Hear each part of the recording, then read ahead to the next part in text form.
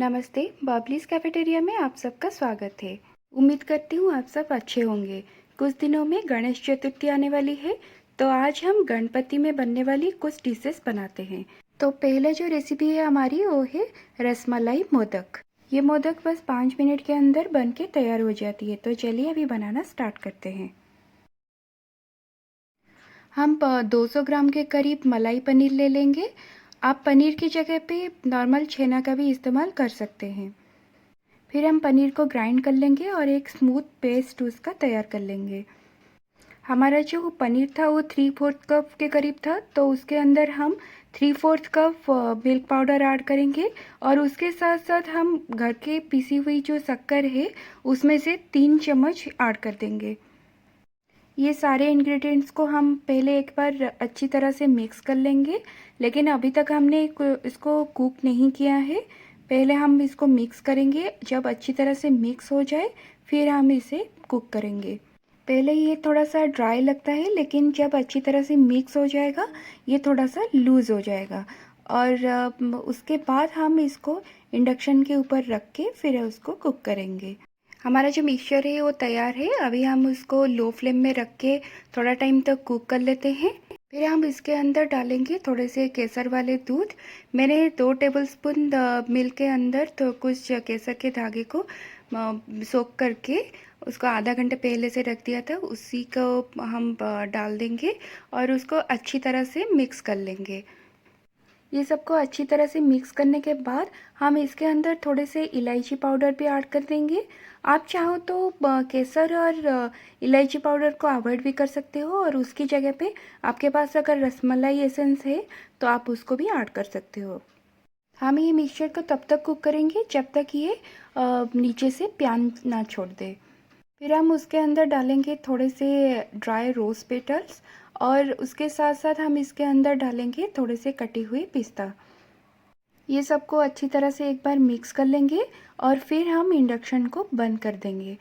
फिर मोदक का जो मिश्रण है तो उसको थोड़ा टाइम के लिए ठंडा होने के लिए छोड़ देंगे और फिर जब वो पूरी तरह से ठंडा होकर रूम टेम्परेचर में आ जाएगा फिर हम उसको हाथ से इस तरह से थोड़े से नीड कर लेंगे। फिर मोदक का जो मोल्ड है उसको हम घी लगा के थोड़ा से ग्रीस कर लेंगे और ये जो मिक्सचर है उसके अंदर रख के हम मोदक का शेप दे देंगे।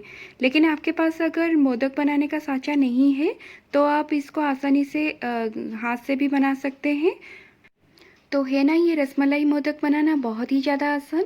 बस 5 मिनट के अंदर आपके मोदक बन के तैयार हो जाती है।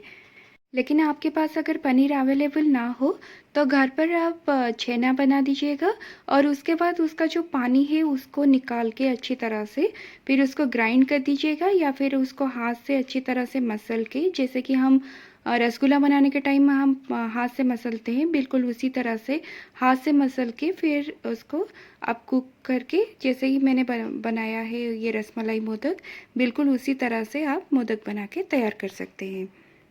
हमारा मोदक बन के तैयार हो गया। इस तरह से हम बाकी मोदक भी बना के तैयार कर लेते हैं। तो है ना फ्रेंड्स, ये बहुत ईजी और बहुत सुंदर दिखने वाला हमारा रसमलाई मोदक।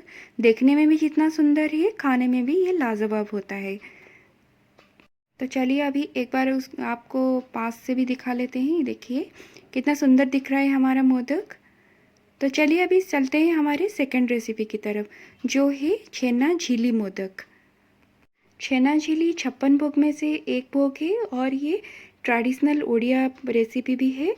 तो चलिए अभी हम छेना झीली मोदक बनाना स्टार्ट करते हैं। इसे बनाने के लिए सबसे पहले हमको छेना बनानी है, इसीलिए मैंने यहाँ पे 1 लीटर दूध को उबाल लिया है और उसको बीच बीच में इस तरह से चलाते जाएंगे जैसे कि उसके ऊपर क्रीम ना आ जाए। जब दूध में अच्छी तरह से उबाल आ जाएगी फिर हम इंडक्शन को बंद कर लेंगे और उसके अंदर थोड़े से नींबू का रस और थोड़े से पानी को अच्छी तरह से मिला के फिर उसको धीरे धीरे करके ऐड करेंगे और हम दूध को कडल करके छेना बना के तैयार कर लेंगे। अभी हमारा छेना बन के तैयार हो गया है। फिर हम इसको छान लेते हैं और छानने के बाद उसको एक बार ठंडा पानी से धो भी लेंगे ताकि नींबू का जो खटास है वो निकल जाएगा। धोने के बाद हम छेना को कहीं पे आधा घंटे के लिए हैंग करके रख देंगे, ताकि जो पानी है उसका वो धीरे धीरे करके निकल जाए, लेकिन उसको ज़्यादा निचोड़ना नहीं है। फिर आधा घंटे के बाद हम इसको एक मिक्सर जार में निकाल देंगे और उसको फिर हाथ से थोड़ा सा इस तरह से क्रम्बल कर लेंगे और फिर उसको ग्राइंड करके उस स्मूथ पेस्ट उसका बना के तैयार कर लेंगे। आप ये प्रोसेस को हाथ से भी कर सकते हैं। फिर हम इसके अंदर डालेंगे 2 चम्मच सूजी और 1 चम्मच मैदा। उसके साथ साथ हम इसके अंदर डालेंगे 1 चम्मच पीसी हुई चीनी, 1 पिंच बेकिंग सोडा और थोड़े से इलायची का पाउडर। ये सबको फिर हाथ से एक बार अच्छी तरह से मिक्स कर लेंगे और फिर उसको हम 5 से 7 मिनट तक अच्छी तरह से मसल भी लेंगे, ताकि जो सूजी और मैदा हमने डाला है उसके अंदर वो अच्छी तरह से छेना के अंदर मिक्स हो जाए। हमने पिसी हुई चीनी का इस्तेमाल किया है, इसके वजह से इसमें जो छेना है वो थोड़ा लगेगा कि प्लेट में और हाथ में आपका लग रहा है, लेकिन थोड़ा टाइम तक मसलने के बाद ये बिल्कुल डो फॉर्मेट में आ जाएगा। अगर फिर भी आपको लग रहा है कि नहीं, हाथ में बहुत ज़्यादा चिपक रहा है, तो आप हाथ में थोड़ा सा घी लगा लीजिएगा और घी लगाने के बाद उसको आप मसल लीजिएगा, तो ये हाथ में बिल्कुल भी नहीं चिपकेगा। हमारा जो मिक्सचर है अभी पूरी तरह से बन के तैयार है। फिर हम मोदक मोल्ड के अंदर डाल के उसको मोदक का शेप दे देते हैं। आप चाहो तो उसको हाथ में भी बना सकते हैं और बिल्कुल छोटे छोटे साइज़ में भी बना के आप मोदक मतलब जो छेना झिल्ली मोदक है उसका शेप आप दे सकते हैं। इस तरह से हम सारे मोदक को पहले बना के तैयार कर लेंगे। ये देखिए, आपको एक मोदक आपको निकाल के दिखा देती हूँ किस तरह से बना हुआ है। बिल्कुल इस तरह से बन के तैयार हो जाएगा हमारा मोदक। और सारे मोदक को पहले हम तैयार करके रख लेंगे। ये देखिए, आपको एक पास से भी दिखा देती हूँ कितना सुंदर दिख रहा है हमारा जो मोदक है। ये सारे मोदक को हम फ्राई करेंगे। फ्राई करने के लिए मैंने यहाँ पे ऑयल को गरम करके रखा है। आप ऑयल की जगह पे घी का भी इस्तेमाल कर सकते हैं।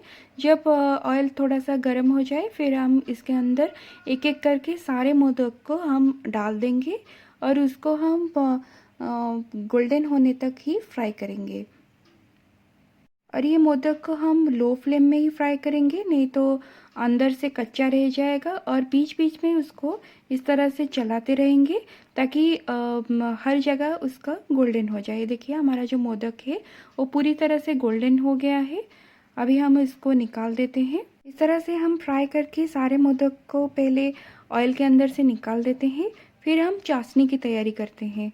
चाशनी बनाने के लिए मैंने यहाँ पे लिया है 1 कप चीनी और उसके साथ साथ हम इसके अंदर मिलाएंगे 1.5 कप पानी। उसको अच्छी तरह से हम उबलने के लिए छोड़ देंगे। फिर हम इसके अंदर थोड़े से इलायची का पाउडर भी ऐड कर देंगे। हमको किसी भी प्रकार का तार वाला चाशनी नहीं चाहिए, इसलिए हम उसको बस तब तक कुक करेंगे जब तक ये हाथ में बस थोड़ा सा स्टिकी होके लग जाएगा। जैसे कि गुलाब जामुन का चाशनी होता है, बस उस तरह से ऐसे हम चेक करेंगे। अगर ये ऑयल जैसा लग रहा है तो हमारा जो चाशनी है पूरी तरह से तैयार है। फिर हम उसके अंदर एक एक करके जो सारे मोदक को फ्राई करके रखे थे वो सबको भी डाल देंगे। सारे मोदक बनाने के बाद हम इसको एक बार इस तरह से हिला लेंगे और फिर उसको 1 मिनट तक हम बॉईल होने के लिए छोड़ देंगे। 1 मिनट के बाद हम इंडक्शन को बंद कर देंगे और उसके साथ साथ हम लीड को भी बंद करके उसको 1 घंटे के लिए हम छोड़ देंगे। और फिर हम कढ़ाई के अंदर से निकाल के उसको इस तरह से एक पॉट के अंदर रख देंगे, ताकि जो सारा मोदक है वो चाशनी के अंदर अच्छी तरह से डूब के रहेगा। अभी हमारा छेना झिल्ली मोदक पूरी तरह से बन के तैयार है और फिर हम इसके ऊपर थोड़े से पिस्ता लगा के उसको गार्निश भी कर देंगे, तो ये और भी थोड़ा सा सुंदर लगेगा।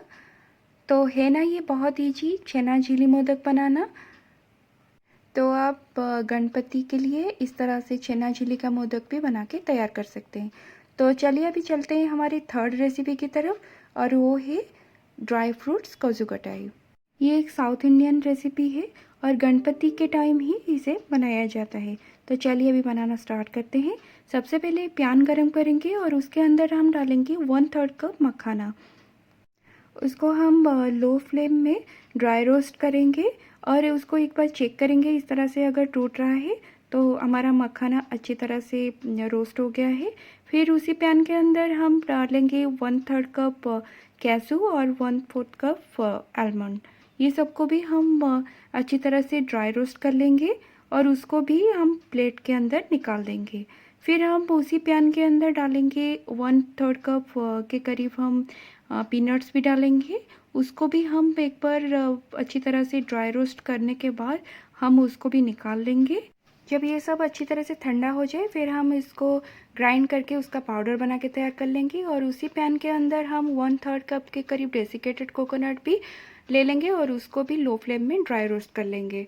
1 चम्मच हम घी गरम करेंगे और घी गरम होने के बाद हम जो पाउडर बना के रखे थे जो ड्राई फ्रूट्स का, उसको डाल देंगे और उसके साथ साथ जो ड्राई रोस्ट किया था डेसिकेटेड कोकोनट को, उसको भी डालेंगे और स्वाद अनुसार उसके अंदर हम गुड़ भी डाल देंगे और सबको मिक्स करके हम लो फ्लेम में कुक करेंगे। और उसके साथ हम इसके अंदर थोड़े से स्पाइसेस भी डाल देते हैं।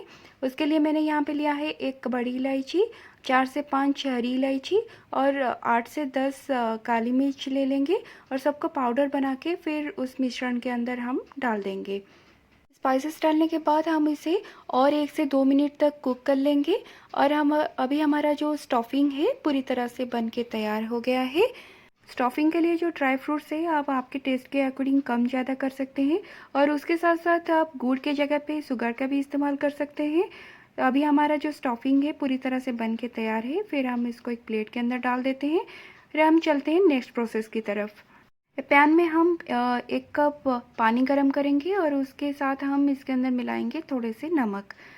फिर जब पानी थोड़ा सा गर्म हो जाए फिर उसके अंदर हम चावल का आटा ले लेंगे। चावल का आटा भी मैंने 1 कप भी लिया है। उसको लगातार इस तरह से चलाते जाएंगे और उसको लो फ्लेम में कुक करेंगे जब तक ये इस तरह से डो बन के ना आ जाए।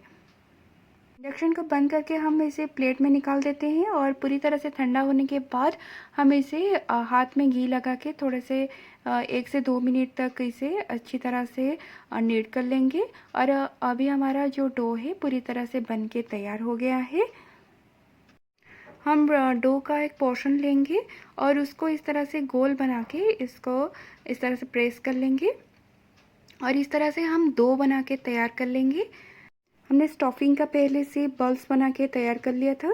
इसको इस तरह से भर लेंगे और ऊपर से भी इस तरह से बंद करके हाथ से चारों तरफ से बंद कर लेंगे। अच्छी तरह से चारों तरफ से बंद होने के बाद हम एक कुकी कटर की मदद से उसको हम कट कर लेंगे।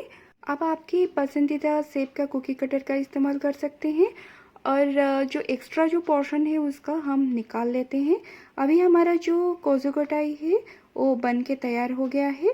तो चलिए इसको अभी हम स्टीम कर लेते हैं। स्टीम करने के लिए मैंने यहाँ पे पानी पहले से गर्म कर लिया है और फिर इस तरह से आपके पास अगर पॉट हो तो आप इसके अंदर आप स्टीम कर सकते हैं, वरना आप इडली मेकर के अंदर भी स्टीम करके बना सकते हैं। इस तरह से हम सारे कोज़ू कटाई को रख लेंगे और उसको ढक के फिर 15 मिनट तक हम स्टीम होने के लिए छोड़ देंगे और 15 मिनट के बाद हमारा जो कोज़ू कटाई है वो पूरी तरह से बन के तैयार हो गया है।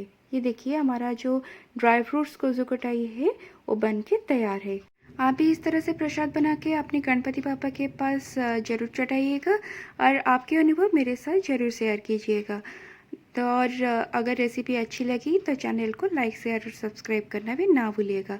तो इसी उम्मीद के साथ आप सबसे अभी विदा ले रही हूँ। फिर मिलते हैं और एक नई रेसिपी के साथ। तब तक अपना खूब ख्याल रखिए। गुड बाय, नमस्ते, टेक केयर।